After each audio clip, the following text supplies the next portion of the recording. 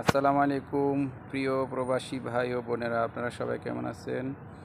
অবশ্যই সবাই দেশের জন্য বৈধ চ্যানেলে ব্যাংকিং মাধ্যমে রেমিটেন্স পাঠাবেন ইনশাআল্লাহ। এবং দেশকে বাঁচাতে হবে, দেশকে অনেক উন্নত করতে হবে। আমাদের দেশ আমরাই উন্নত করতে হবে এবং দেশকে অনেক উপরে নিয়ে যেতে হবে, যাতে ভবিষ্যতে আমরা কোনো কষ্ট না পাই, সবাই যেন সুখী ও শান্তিতে থাকতে পারে।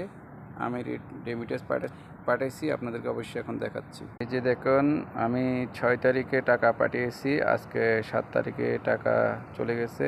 এ হলো আমার রেমিটেন্সের। আরও অনেক আছে, তো এগুলা এই মাসে দেখালাম।